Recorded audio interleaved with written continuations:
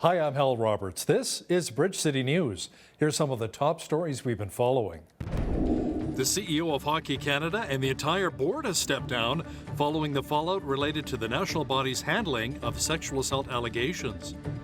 Danielle Smith has been sworn in as Alberta's 19th Premier, and she says she has a powerful message for Albertans. And the Toronto Blue Jays are still stunned after being swept out of the playoffs by the Seattle Mariners. Your nation, your province, your southern Alberta. From the heart of Lethbridge, it's Bridge City News with Hal Roberts. Thanks so much for joining us. Scott Smith is out as Hockey Canada's president and CEO. In fact, the entire board of directors for Hockey Canada also resigned today. Smith was unable to survive the fallout related to the national body's handling of sexual assault allegations and how settlements were paid out. The news angered many Canadians, leading to calls for change. After spending nearly 30 years climbing the ladder at Hockey Canada, Smith lasted just over 3 months in the top job. Political reporter Brian Lilly says the pressure to have Smith and the board resign continued to mount as sponsors were pulling out of supporting Hockey Canada. Normally there's a side that supports the witness and a side that opposes the witness. Nobody supported Hockey Canada. They all told them the same thing. You've got to clean up your mess. They didn't do it. In fact, they were defiant just a week ago. And that's what eventually had all the all the sponsors protesting and saying, we're out of here. If you've lost parents, if you've lost Tim Hortons, Esso, Canadian Tire, Bauer, you've just lost everybody. Like, you don't have any friends. Brian Lilly will also talk about if Canada could face a constitutional crisis, with Alberta's new Premier, Danielle Smith, talking of our province bringing forth the Alberta Sovereignty Act. He'll have details coming up in the second half of our program. Danielle Smith was officially sworn in as Alberta's 19th Premier on Tuesday afternoon. The special ceremony, conducted by Lieutenant Governor Salma Lakhani, took place at Governor House in Edmonton. Alberta is truly one of the best places in the world to live and work and raise a family. Over the last 117 years, we've written an incredible story together in partnership with Alberta's First Nations and Métis, who by treaty invited us to join them. You can come here from any walk of life in any corner of the world, and if you're willing to put in hard work, then you're going to thrive. There's just so much opportunity. There's just so much opportunity. Like many Albertans, I've always believed that freedom is foundational. Albertans have been through so much over these last 2.5 years. Our rights and freedoms have been tested.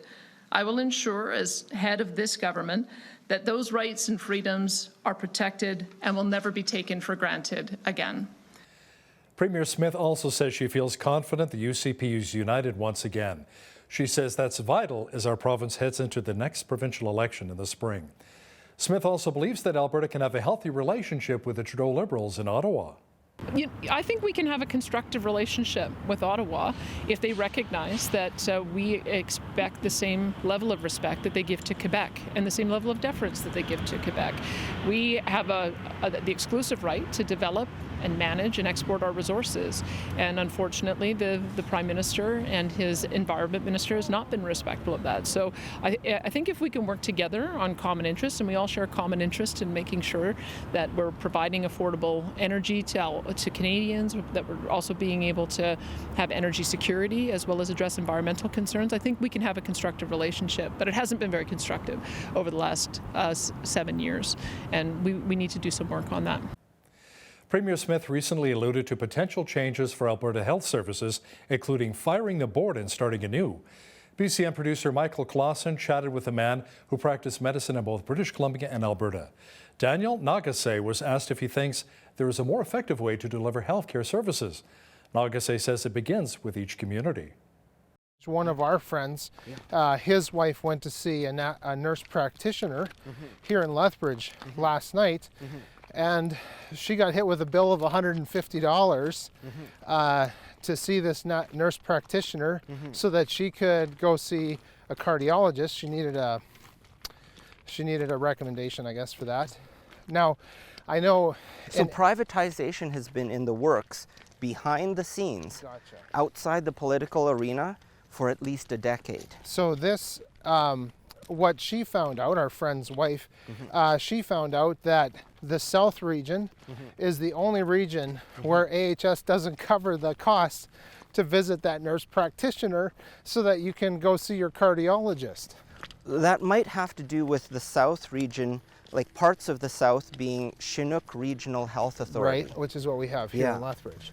So that might be the reason. Okay. Right? And I don't know what the politics are behind that AHS didn't get to take over the South, but there's a similar idea here. Like, I don't know what the debt that Chinook Regional District Health Authority Corporation, I don't know what their debt levels are, but it seems to me everywhere that I've worked, the corporation that controls the healthcare delivery is running massive levels of debt. So maybe this is putting the cart not even before the horse, but in your mind as a medical doctor, is there, what would your way, if let's say the new leader of the UCP came to say, Dr. Nagase, can you please develop a new healthcare system for Alberta? How would you respond to that? Well, I would respond, return to local accountability. AHS has been criminal in the way it's behaved on a medical basis and a financial basis. Right. Let it go bankrupt. Yeah. Any party that made the mistake of loaning money to a company with a CEO the likes of, what was it, Verna Yu, let them lose their shirt, right?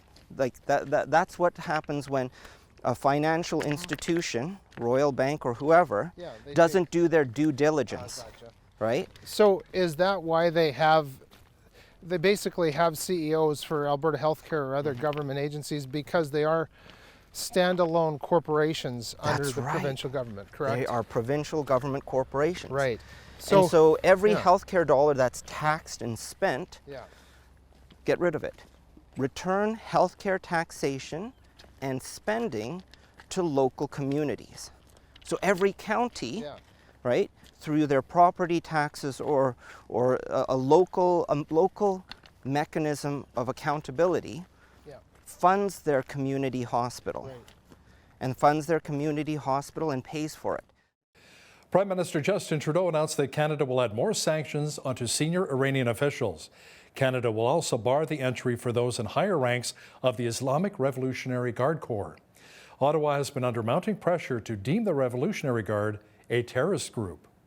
To ensure that there is no doubt that the Iranian regime receives the strongest pushback from Canada that we possibly can, that we move forward on limits and penalties for well over 10,000 members of the Iranian leadership and military forces, and that we ensure that Canadians, including Canadians of Iranian descent, are not vulnerable to foreign interference by the Iranian regime. Even though the COVID pandemic appears to be behind us, there's still up to 20% of people who have gotten the virus continue to deal with long-lasting symptoms. These COVID long haulers suffer from what's known as long COVID. They can experience one or more symptoms lasting longer than 12 weeks. And for some, symptoms have been going on for a year or more. Dr. Gillian Walsh works at Alberta's South Zone Long COVID Clinic. She says it's frustrating for both the patients and medical professionals because this is such a new phenomenon. She says there doesn't seem to be any rhyme or reason as to whose COVID symptoms will last and whose don't.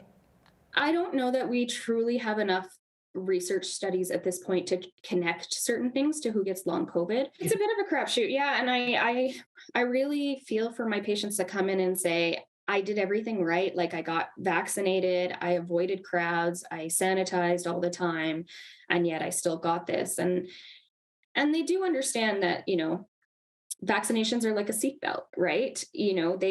They keep you from getting as hurt if you get in an accident, but it doesn't prevent the accident. And have I seen people recover? Yes. Do people generally trend towards getting better? Yes. Can it be excruciatingly slow? Yes. And do I think that just because somebody's 2 years out and still has symptoms, that means they're not going to recover? No, not necessarily, because we haven't seen the end of this. The province says just over 4,900 people in our province died from COVID-19. There were 607,000 total cases of COVID-19 in Alberta. Fortunately, many people have recovered. There are still 980 in hospital with the virus, including 39 in the ICU. Alberta Health Services says a mobile mammography unit will be making its way to southwestern Alberta.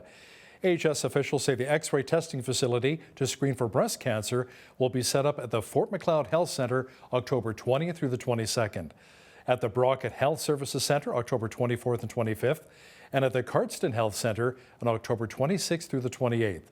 Officials say appointments are required, and if you'd like more information, you're invited to call 1-800-667-0604. Ukrainian relief efforts are continuing thanks in part to the hard work of many Christian organizations.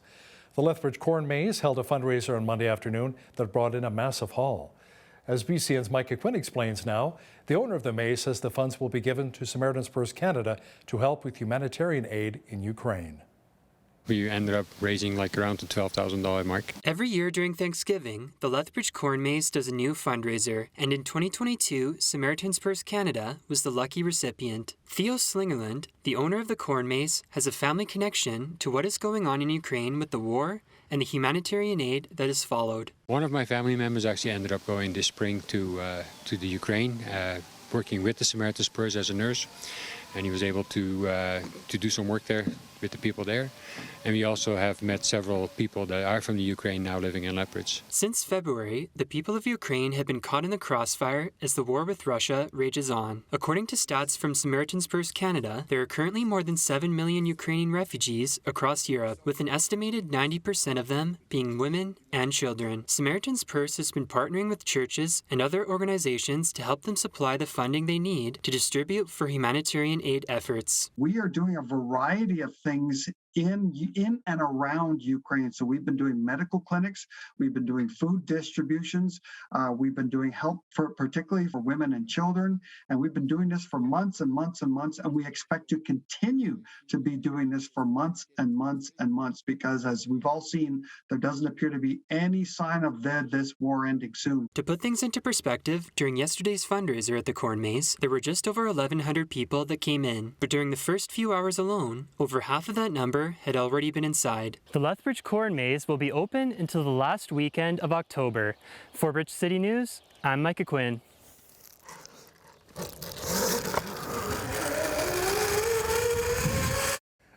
Nicely done, Micah. Thank you. The city's 311 number has been used to help residents with any number of issues they have in Lethbridge. Stats for this year indicate close to 100,000 cases have been logged, with 89% of calls answered within the first 30 seconds.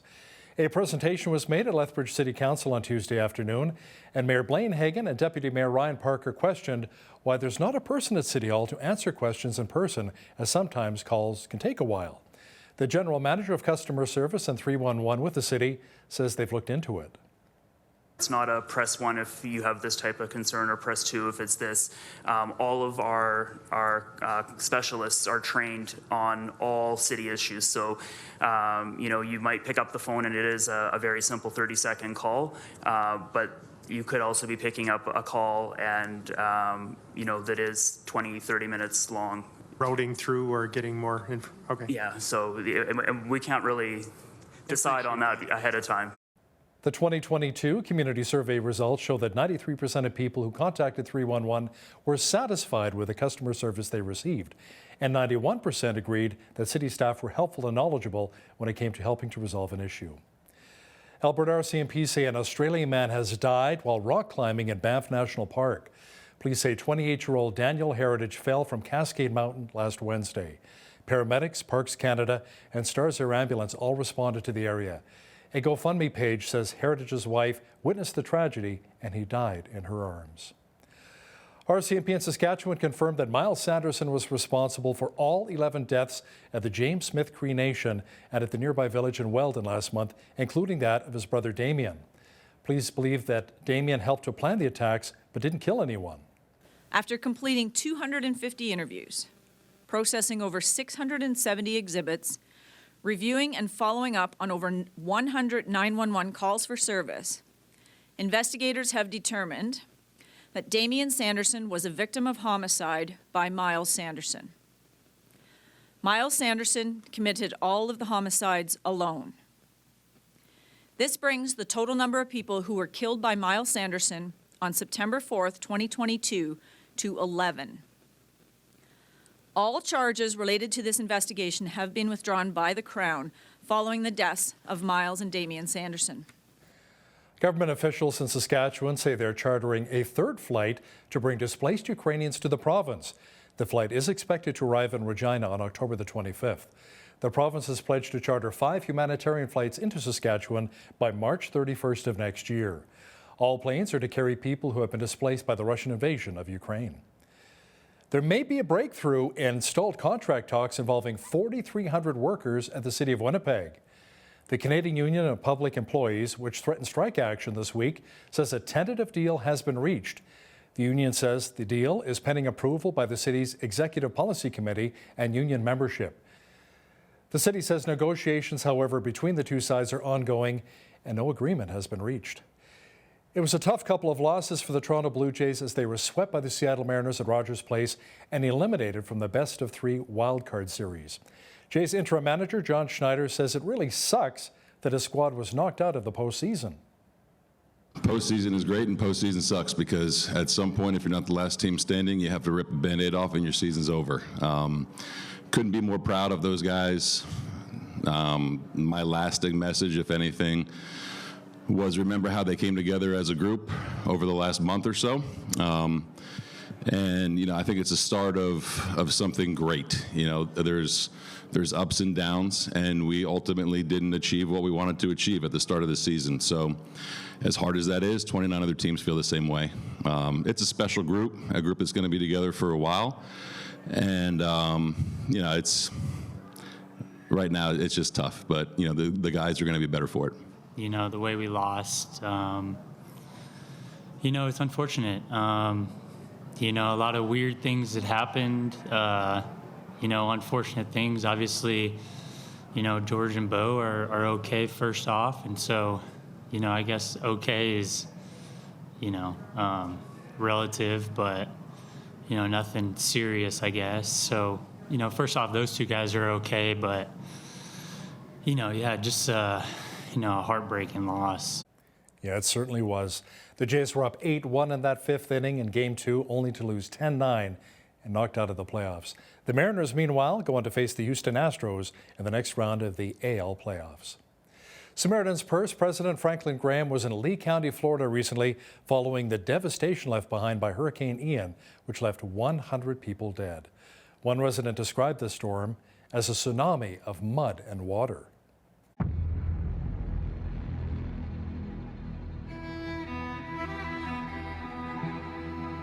When the water started rising in the house, which came in faster than we could get out, we had to go into the attic. And my mother-in-law and my wife and I spent the night in the opening of the attic, just watching the water come up and then finally residing. It's really hard for us to be able to even stand here and look at the devastation. In my lifetime of being 65 years old, I've seen so many times on the news people talk about devastation, and we watched it thinking, oh my God, that happened to those people, never expecting it to happen to us.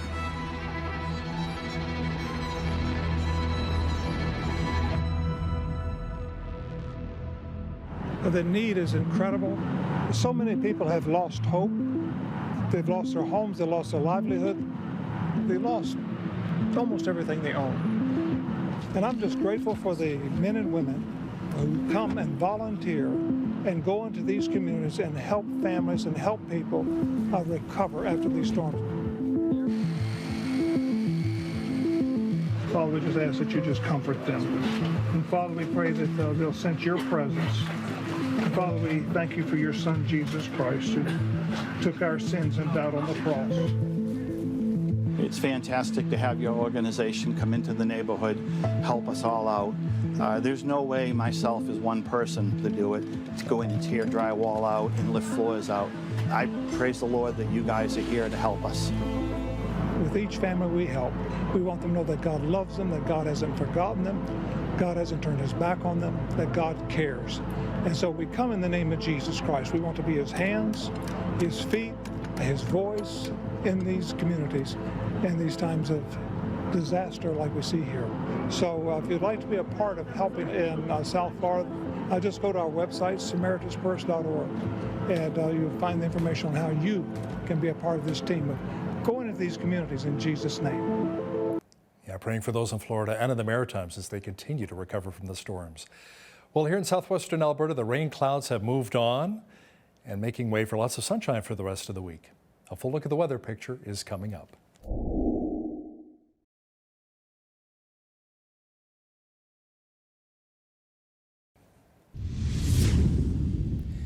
We had sunshine mixed with clouds today and right around our seasonal average for southwestern Alberta in the mid-teens. Tonight, it should be partly cloudy with a low near -1. Wednesday, mainly sunny with a high expected near 15. Warming up nicely on Thursday with the mercury climbing to 23. Friday, blue sky and sunshine again with a high near 22. Cooling off slightly on Saturday with a high near 18 degrees. Sunday, warming up to a balmy 22. And on Monday, we should see a high of near 26 degrees in southwestern Alberta. Now, the average high for this time of year is 16 with an average low of +1. The record high was 30 degrees set back in 1991, and the record low was a chilly -10 in 2002. The sun rose at 7:46 and set at 6:50. Let's see how Wednesday's shaping up across the country now.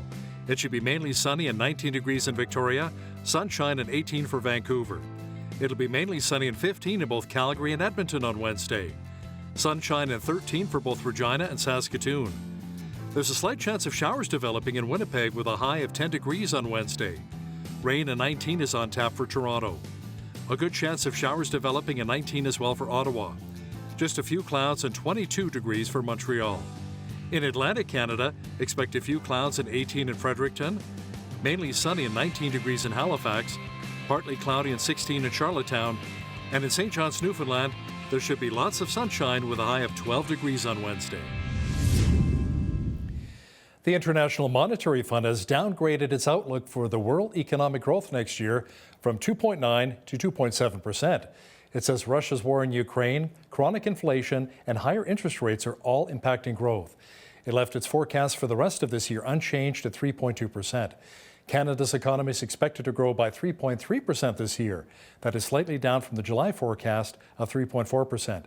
Analysts say it then may drop to 1.5% next year, which is down from an earlier outlook of 1.8%. Cineplex says pandemic-related movie production delays affected its box office revenue last month. It says revenue was down from $64 million in August to just $23 million last month.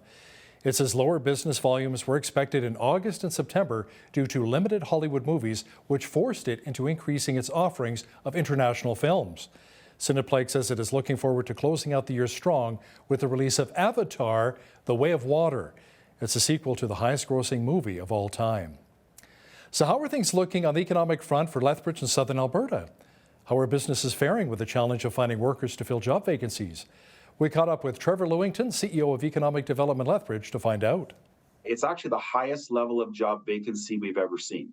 So more than 6,000 jobs in our region are left vacant. They're jobs that exist that employers would fill tomorrow if they had a candidate. So that's very concerning. That's, again, a very high number. And so, two things come from that. First and foremost, if you're a business or a manufacturer or even an agricultural operation and you don't have enough labor, you may have to scale back production. You may have to curtail your business, which is a concern. And then, how are all of those jobs going to be filled? Where's that labor coming from? Trevor Lewington, the CEO of Economic Development Lethbridge, will have more on our economy in an interview with BCN's Jeanette Rocher coming up after business news. Now, here's a look at today's markets. The TSX was down 366 points on the day to finish at 18,216. The Dow was up 36 points to 29,239. The S&P 500 was down 23 on the day to 3588, and the Nasdaq was down 115 points to 10,546. West Texas Intermediate Oil was down 262 to 88.51 US per barrel. Natural gas was up 16 cents to 6.60 US. Gold was down 2 cents to 16.6632 US an ounce, and silver was even on the day at 19.15 US an ounce. Feed wheat is at $12.51 per bushel. Barley's at $9.68, canola's at $19.52, and corn is at $12.40 per bushel. Live cattle were up $1.10 to $145.80. Feeder cattle were up $2.98 to $175.08, and lean hogs were down 73 cents to 93.03. The Canadian dollar was down slightly over the past 24 hours to 72.51 US.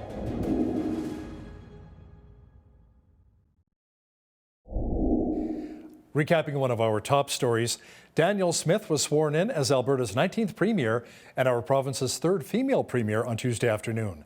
Smith says she feels like her party is united heading into next spring's provincial election. In a speech following the swearing-in ceremony in Edmonton, Smith said her focus will be on the actions, wishes, and needs of Albertans. Now, some people in central Canada are concerned with Premier Smith's Alberta Sovereignty Act talk and how it may create a constitutional crisis. Political reporter Brian Lilly will give us his thoughts on the subject momentarily. Listen, if you see news happening in your community, be sure to send us an email at info@bridgecitynews.ca. We'd love to hear from you.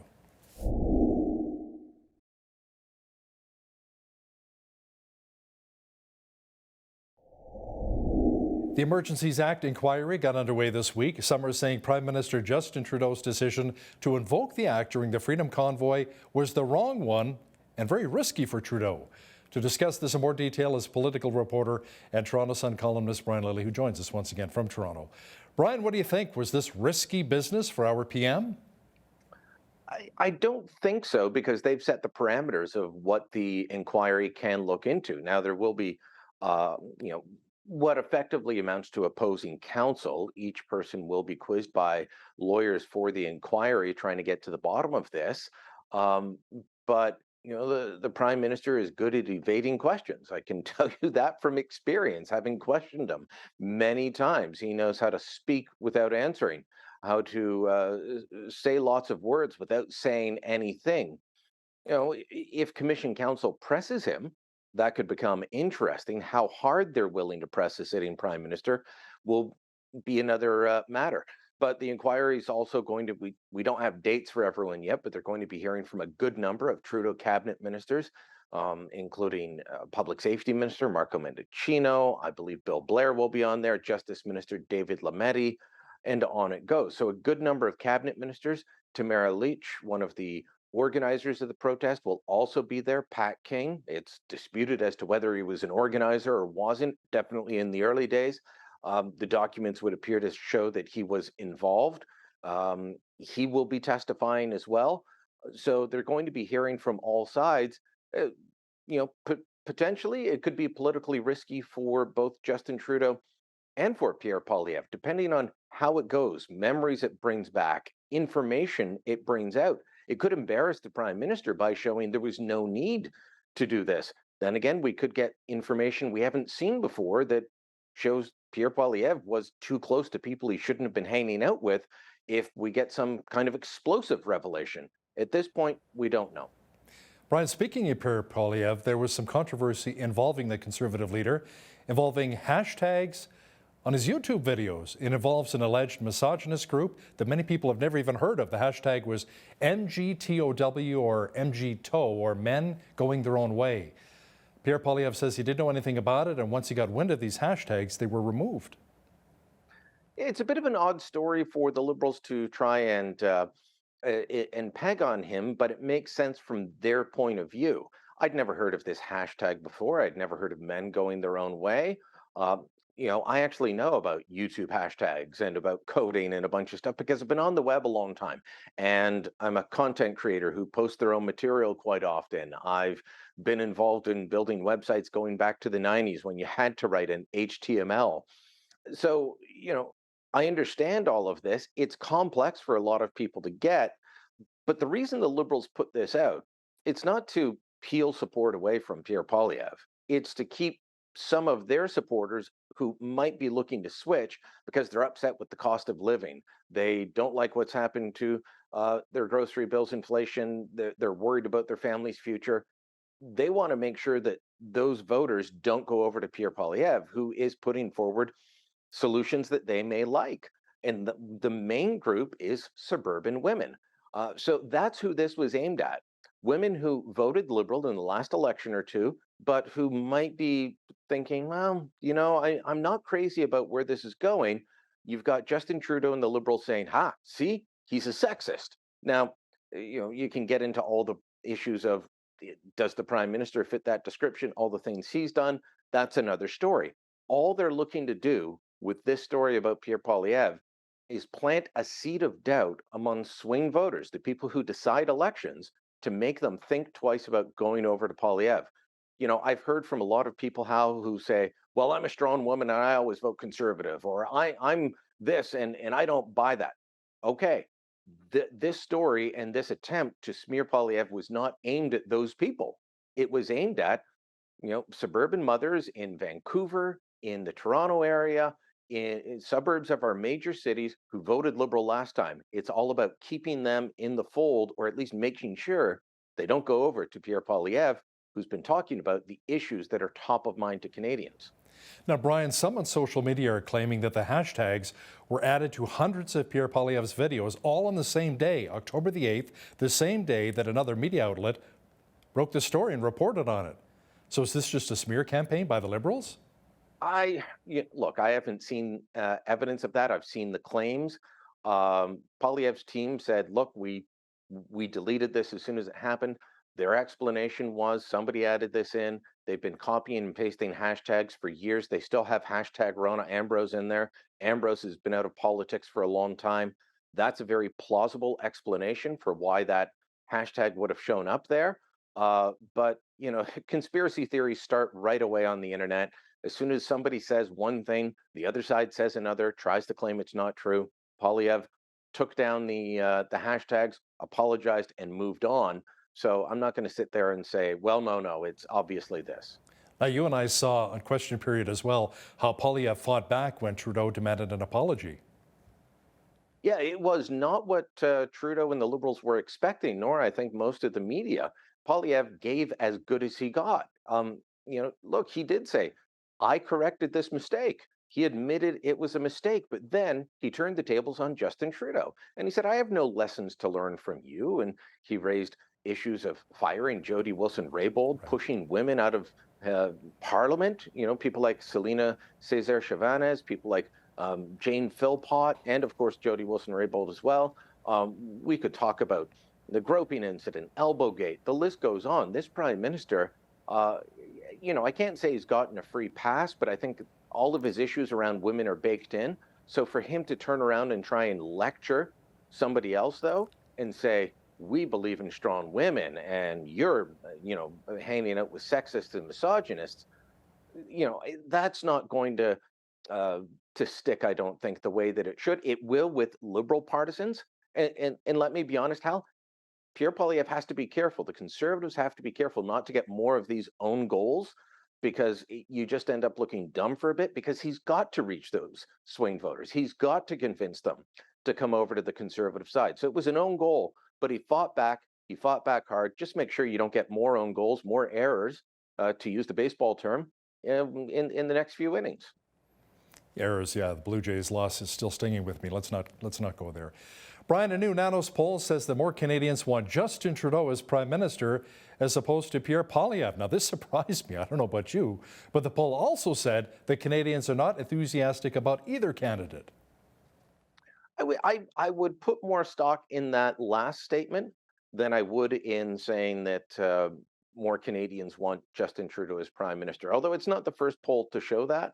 But an earlier one that showed that, I think it was about 23% said they wanted Justin Trudeau, saw him as the best Prime Minister, compared to 20% for Pierre Poilievre. What's the difference between the two men, Hal, in terms of how the public's viewing them? They're just getting to know Pierre Poilievre. They've gotten to know Justin Trudeau over a long period of time, including 7 years as Prime Minister, and his star is fading. Could he bring it back? Absolutely. I think the comments that Brian Mulroney made in an interview recently, where he described his dinner with Pierre Poilievre, and he said, "Look, don't take Justin Trudeau lightly. The guy's a really good campaigner. You can't take him for granted." I think that's all wise. Justin Trudeau could fight back, could come back, but at this moment, his star is fading, and that's showing up in the polls. When it comes to party support, the Conservatives are definitely ahead. It depends on by how much in terms of which polling firm you look at. but major firms like Leger, which actually get elections right, they have shown that they're ahead by 5, 6 points at the moment. Can that stick? Well, again, we're going to have to wait and see. We're not going to be voting anytime soon. If the numbers were reversed and it was 34% for the Liberals and 28% for the Conservatives, I'm pretty sure that we'd be finding a way to have a fall election somehow. I think that card is not going to be played at the moment. Russia has stepped up its attacks against Ukraine, battering Kyiv with missiles in a way, Brian, we haven't seen in many, many months. Now, the attacks were naturally condemned by many of our world leaders, including Prime Minister Justin Trudeau, who's promising more help. Yes, so we're promising to send 40 additional members of the military. These are military engineers. The reason that's important is these are people who are skilled in using explosives. You know, we may not have a lot of experience doing that in the field these days, but these are people who are trained in that and can assist in training Ukrainians in how to use that. We saw the explosion on the Crimea Bridge, how to take out infrastructure that Russia needs to continue waging its war. That will be part of the mission of these 40 engineers, among other skills that they can transfer. This is in addition to about 166 military trainers that are already there in Canada, or sorry, in Poland mostly, specifically for that response. And then we've got about another 500 in Latvia. That's more about a deterrence defense system against Russia, which has been making noises about Latvia, Lithuania, and other surrounding states for some time. These are NATO members, and we're there to defend them. So it's not a major one, but it can be important because the support given by Canada, the United States, and Britain in training Ukrainian forces has been credited with one of the reasons that they're doing so well against Russian forces who are not trained to the same level in any way, shape, or form. Brian, with Danielle Smith officially being sworn in as Alberta Premier, there's talk in central Canada about how she may upset the National Unity apple cart with her talk of Alberta invoking the Alberta Sovereignty Act. Brian, could Canada face a constitutional crisis? I don't think so, but perhaps a showdown.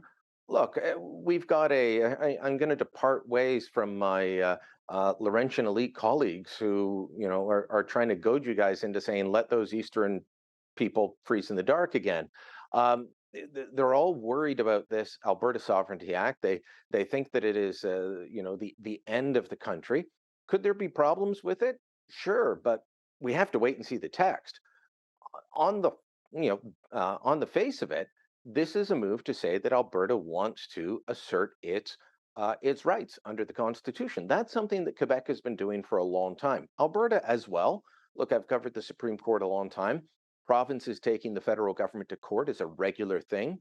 It's how we decide, how the Constitution is to be interpreted. And so these are normal things. But now Danielle Smith is saying, well, we're going to act the way we believe the Constitution is written, the way we believe the Constitution should be interpreted. And the federal government can take us to court if we don't want. Things like saying go for an Alberta pension plan or an Alberta provincial police force. You don't need the Sovereignty Act for that. And Quebec already has its own pension plan. Ontario, Quebec, and Newfoundland have their own provincial police forces. Quebec collects its own taxes rather than having the federal government do it. These are all things other provinces do already. So you don't need the Sovereignty Act for that. The Sovereignty Act is more a declaration of how the province under Premier Smith will view federal relations. And under Justin Trudeau, the federal government has been trying to work its way into every aspect of provincial jurisdiction. They want a daycare program where they call the shots. They want national standards for long-term care. They want to call the shots on healthcare. I often wonder why Justin Trudeau hasn't run to be premier, because he only wants to run provincial programs. He's far less interested in anything the federal government's responsible for. Brian, Hockey Canada's CEO and board have stepped down. So what does this mean for the national program moving forward in our country? And do you think maybe the sponsors will come back?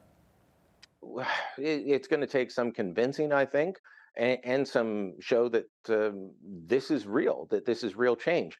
Because Hockey Canada, we had the allegations of the horrific sexual assault in 2018 in London, Ontario, and then more allegations of 2003. Then we find out about the slush fund, paid in part by registration fees from kids hockey. It got every parent across the country angry. It got the media angry. It got the sponsors, the politicians. You know, Scott Smith and other executives and board members have shown up several times over the last few months. And they've been committee hearings like I've never seen before, Hal. Normally there's a side that supports the witness and a side that opposes the witness. Nobody supported Hockey Canada. They all told them the same thing. You've got to clean up your mess. They didn't do it. In fact, they were defiant just a week ago.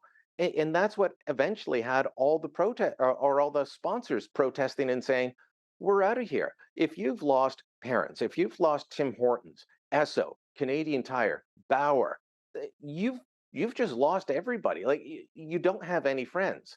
So is it more than just taking out the guy at the top and the board members? Are there going to be other changes of other senior executives? Will there be a culture change at Hockey Canada? If that happens, if they can show that in good faith, maybe they get the sponsors back.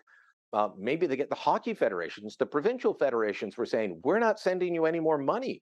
You got to clean up your act. So this is a good first step, but it's not the last one. Yeah, let's see how it plays out.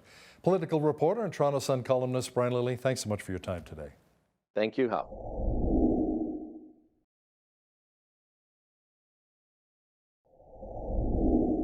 As we get into the autumn routine, how are things looking on the economic front for Lethbridge and Southern Alberta?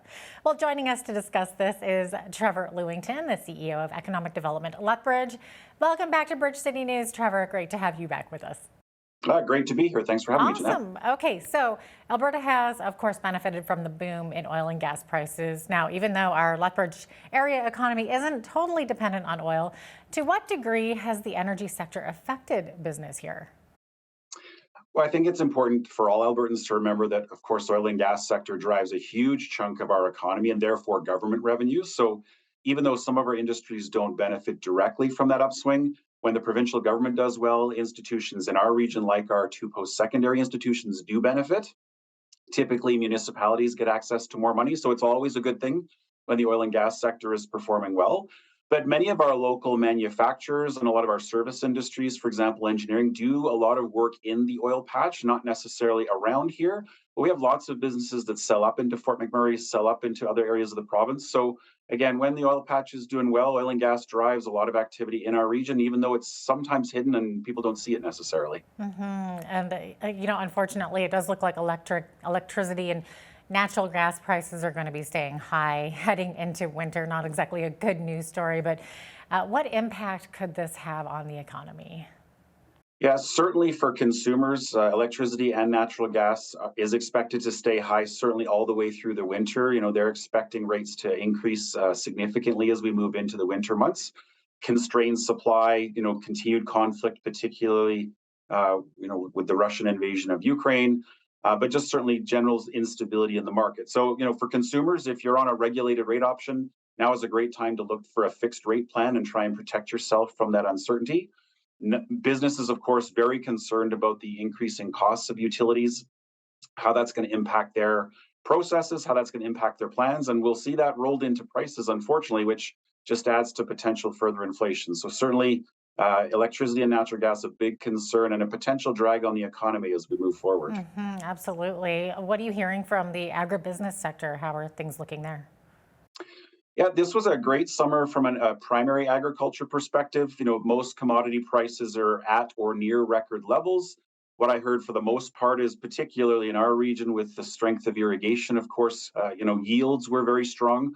So you have most producers getting, higher than average crop yields, more stuff to sell, and they're able to sell it at even higher rates than usual. So that combined put a lot of money into the economy. Sadly, of course, demand is up around the world, particularly because of the situation with Ukraine, a very strong producer in the European continent, and there is definitely a global need for more foodstuffs. So our region has an opportunity to benefit, albeit under not great circumstances, as markets respond and prices continue to go up. We seem to have a lot of expansion going on here in Lethbridge. Is the construction industry still continuing strong? Seems like it is. Yeah, great question. It's a bit of a mixed bag, honestly. So housing starts, for example, are actually up overall compared to the same time last year.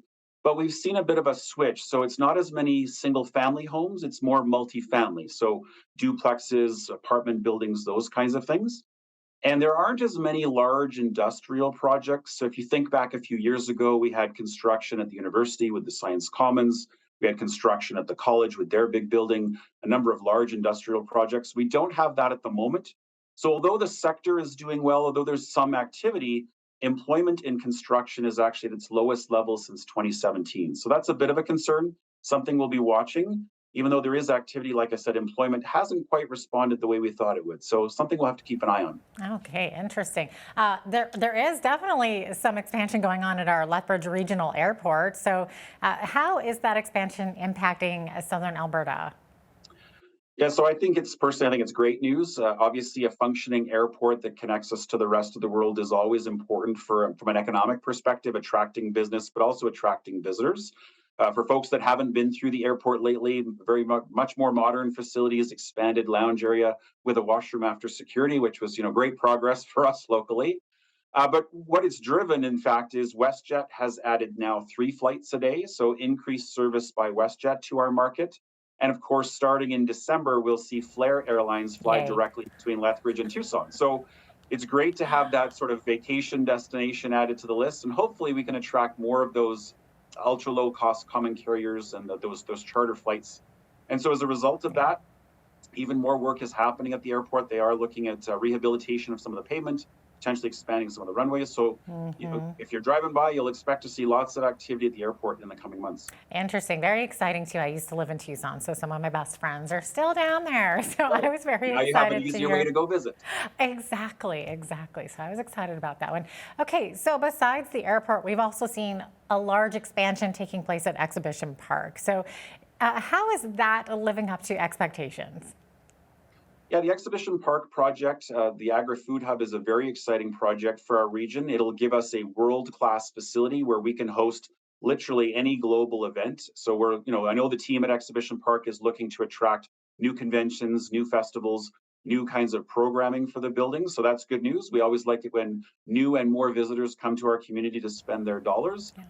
The project itself, was originally slated for about a $70 million investment. So that in and of itself is a huge contributor to the local construction sector.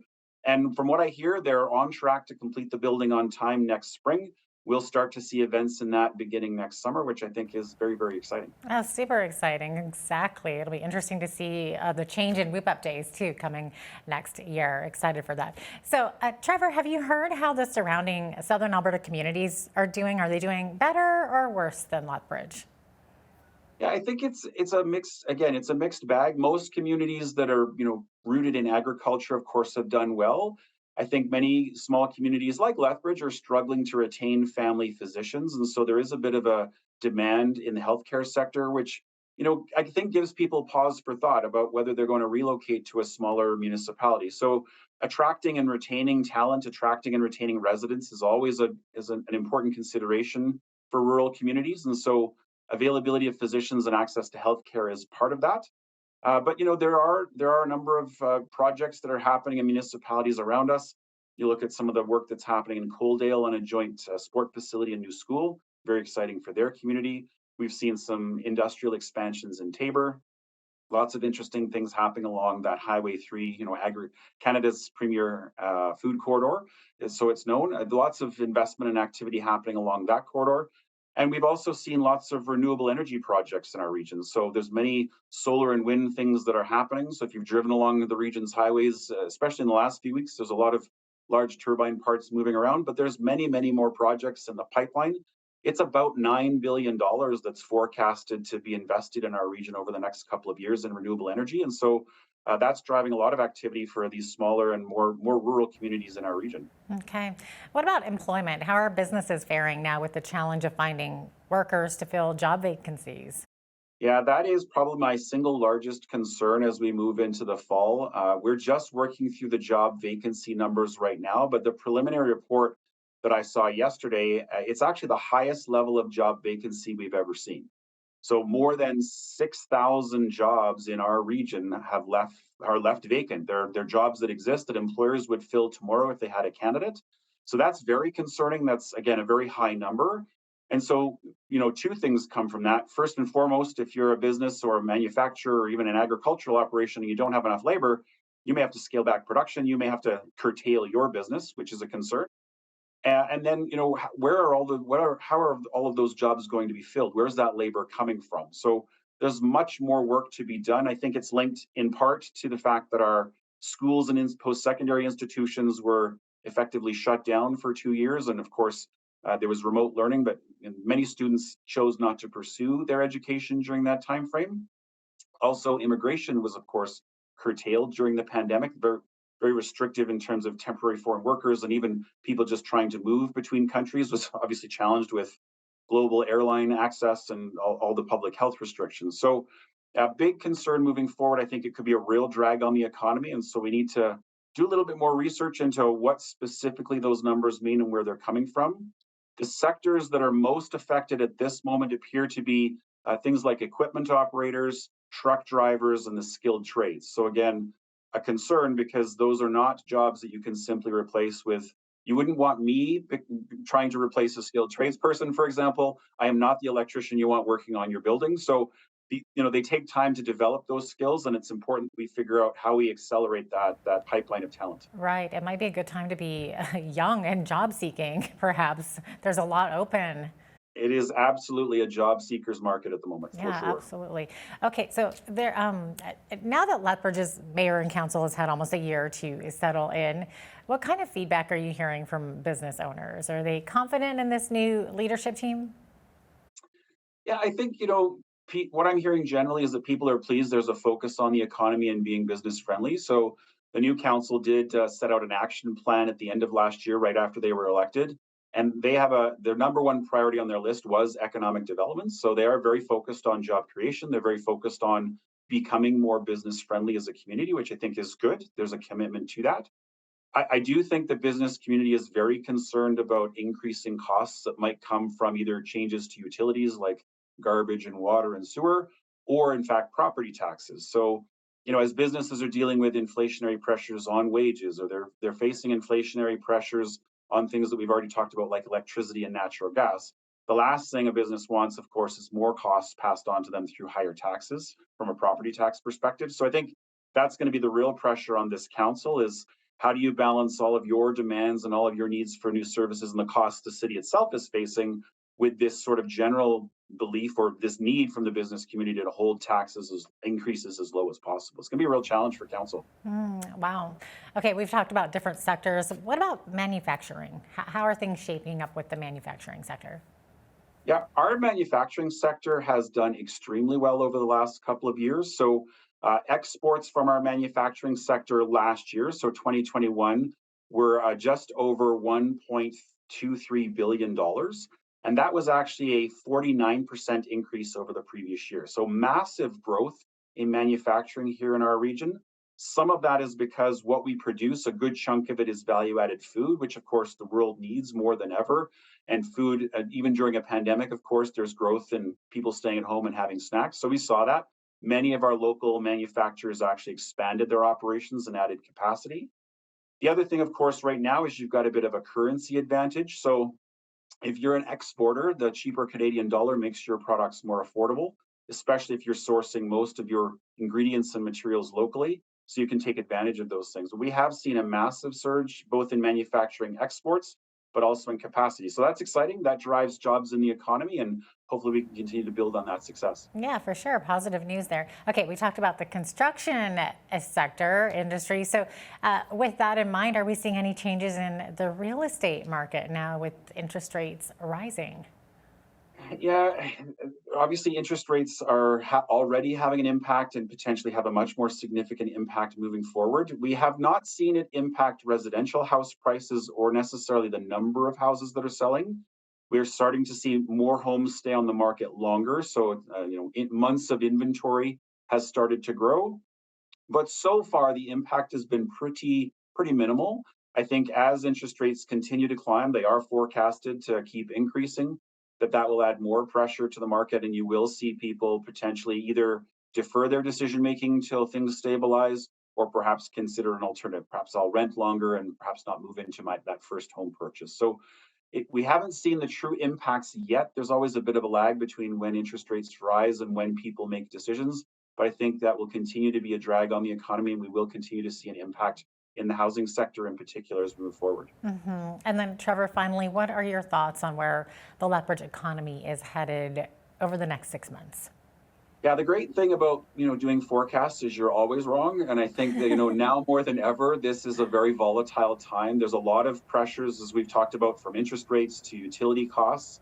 There's a lot of volatility in the world from a geopolitical perspective. So lots of questions about Russia's next steps and the impacts on Europe, particularly as we head into the cold winter months. But fundamentally in Lethbridge, the raw ingredients are there. So our economy is very diversified. We have great talent. We have great, training and education systems. We have strong exporting businesses. The fundamentals of our market are pretty solid. So, we're well positioned to weather the storm, but certainly lots of interesting challenges ahead, no question. All right. Looks like we're about out of time, but Trevor, thanks so much for being with us today. Awesome to have you on always. Always appreciate it. Thanks for having me. Absolutely. Thank you. Trevor Lewington is the CEO of Economic Development Lethbridge. I'm Jeanette Roche on behalf of all of us here at Bridge City News. Thanks for watching.